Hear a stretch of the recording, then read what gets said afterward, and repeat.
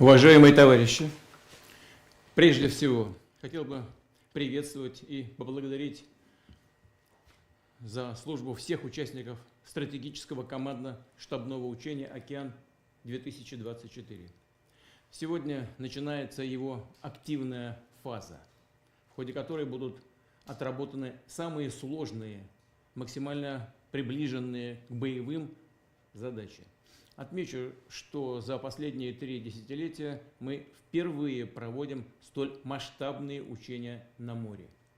Они одновременно пройдут в акваториях Тихого и Северного Ледовитого океанов, Средиземного, Каспийского и Балтийского морей. К ним привлекаются силы военно-морского флота, части дальней и военно-транспортной авиации. В отработке практических действий также участвуют корабли и авиация Народно-освободительной армии Китая.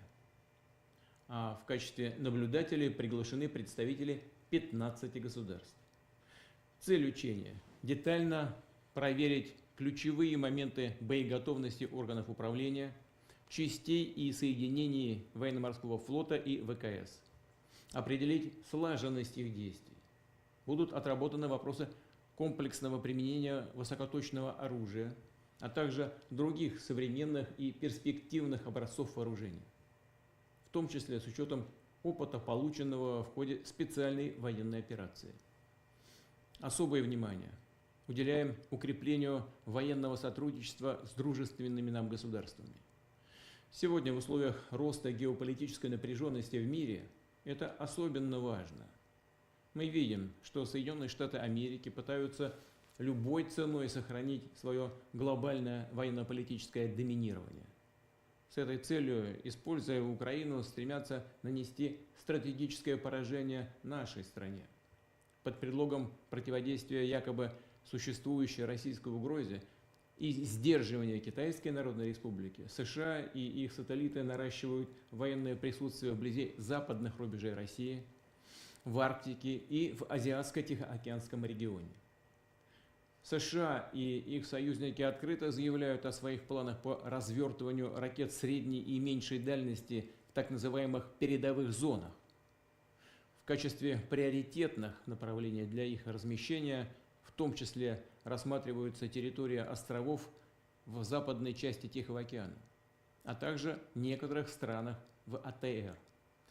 При этом американские вооруженные силы уже отрабатывают переброску и развертывание в АТР перспективных ракетных систем. Своими агрессивными действиями США стремятся достичь ощутимого военного преимущества, тем самым сломать сложившуюся архитектуру безопасности и баланс сил в АТР.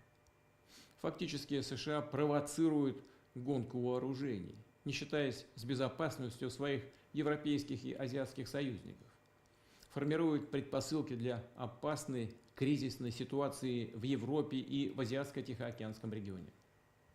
Хочу подчеркнуть, Россия должна быть готова к любому развитию обстановки, а наши вооруженные силы обеспечивать надежную защиту суверенитета и национальных интересов России, отразить возможную военную агрессию в любых направлениях, в том числе в океанской и морской зоне. Ключевую роль в решении этой задачи играет военно-морской флот. Наши моряки всегда мужественно стояли на страже безопасности Родины. Сегодня в ходе специальной военной операции они самоотверженно сражаются в самых горячих точках на линии боевого соприкосновения, наносят сокрушительные удары по противнику, эффективно уничтожают его военные объекты и инфраструктуру, действуют смело и профессионально. Они настоящие герои. Хочу подчеркнуть, мы продолжим укреплять наш военно-морской флот, включая его стратегическую ядерную составляющую. Будем системно и всесторонне развивать все виды и рода войск, наращивать их ударные возможности, совершенствовать подготовку корабельных экипажей, береговых и авиационных частей с учетом реального боевого опыта. Делать все необходимое для надежной защиты России и наших граждан, для сохранения стратегической стабильности и баланса сил в мире. Желаю участникам учения успешного решения поставленных задач. Удачи! Прошу министра обороны доложить о готовности.